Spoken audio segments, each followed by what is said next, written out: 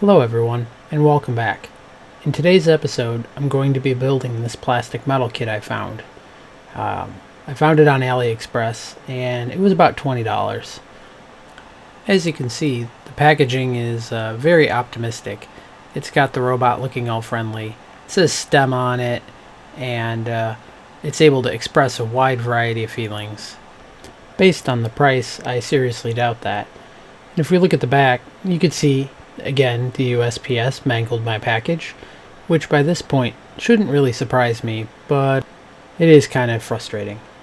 Anyways, looking at the back here, it's, kit, it's got a bunch of pieces. It's got some kind of gear train on the inside, and it shows it reacting to motion and avoiding things. Let's go ahead and open this up and see what we got inside. Hopefully nothing's damaged. So by some miracle, it appears as though nothing is damaged. What I've got here is the motors that drive the whole thing, and they're just a couple of 130 size DC motors. And it appears there's quite a bit of reduction here, so I bet this thing makes a lot of noise. So let's open up the motor driver brain, whatever. So it's a pretty simple board. It's got IR sensors and a couple LEDs, a buzzer, connections, and probably a motor driver and the brain IC. Definitely not using that. What I am going to use is, of course, my DESC. So let's get started. This thing took me about an hour and a half to put together, so I've sped the footage way up. No sense in you watching me curse over this thing. A lot of the parts were fiddly, and it wasn't exactly clear in the instruction how things went together. They did a fair job, but it wasn't all that great.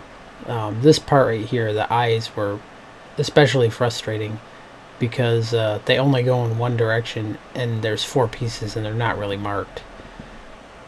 So the rest of the robot went together more or less alright. I did struggle a little bit with the base because there's supposed to be a witness mark and I couldn't find it. And I ended up, of course, getting it wrong, and I had to change it. But it wasn't too bad. Definitely wouldn't have an 8-year-old do this, that's for sure.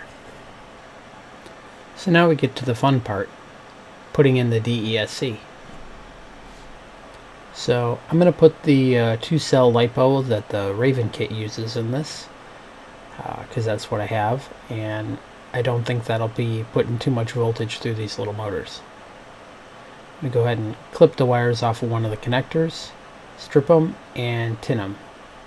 Now before I get too far into this, I should mention that the instructions for the DESC are located at learn.endbots.com.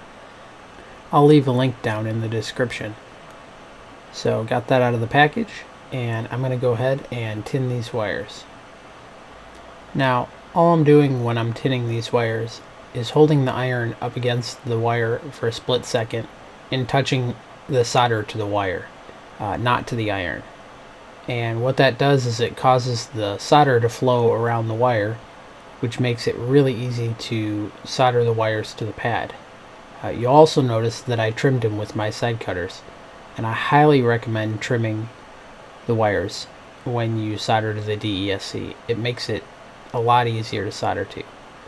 Now, I kind of made a mistake here in that I should have wired this before I put everything together, because the wires are kind of short and I don't want to extend them. So this isn't the most ideal way, but I'm going to make it work because I really don't want to take this thing apart again.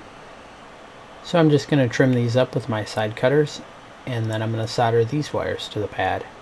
Now when you solder to the pad, all I'm doing is holding it over and just tap it with the iron. Just one little quick tap. As soon as the solder melts, you pull it away, and you should be left with a good joint. If not, you can either tap it with the iron again or add a little bit of solder to the pad, give you a little bit better connection. So now I've got all 4 wires soldered up. I'm going to grab my radio, and plug it in and see what I get. So as you can see, when I push forward and backwards, I turn left and right, and when I turn left and right, I go forwards and backwards. So my channels are mixed up. Now, if this were a standalone DESC, I could just swap the cables. But since this is the Lemon RX version, I have to swap the wire sets. So I'm going to go ahead and unplug it and swap the wire sets. So this is pretty much the same deal. I'm going to do one set at a time. Just tap the wire and switch the set. Tap it again.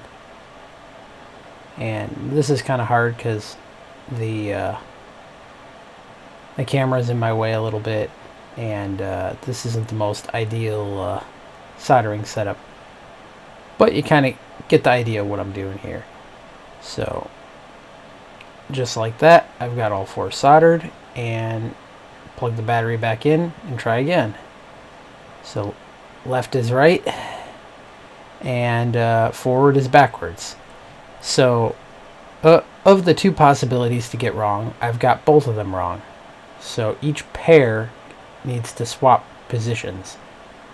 Now, in the documentation, if I would have bothered to look at the documentation that I wrote, it would tell you which way is which, and you can use the documentation to tell you what you have to change. So I'm doing this twice. If I looked at the documentation that I wrote, I would have to do it one time.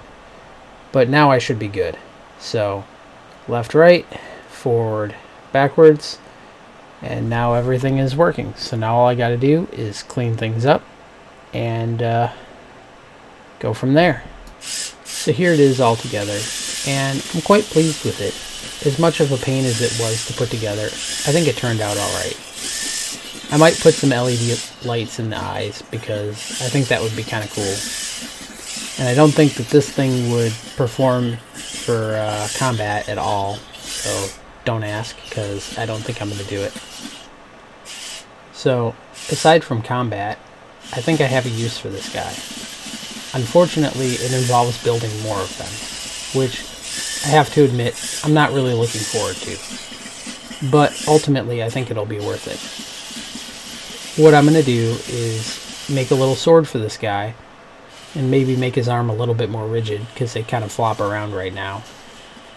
And the sword will be sharp, and then I'm going to hang a couple of balloons off of him as well, so people can chase each other down, mercilessly pop the other person's balloon, and claim victory. I think that would be a great filler for my event when I get around to running it. There's always a need for filler content, especially towards the end, because the builders need more time to repair. So if that's something that you guys want to see, please comment below, and like and subscribe if you enjoy this type of content. Thanks for watching.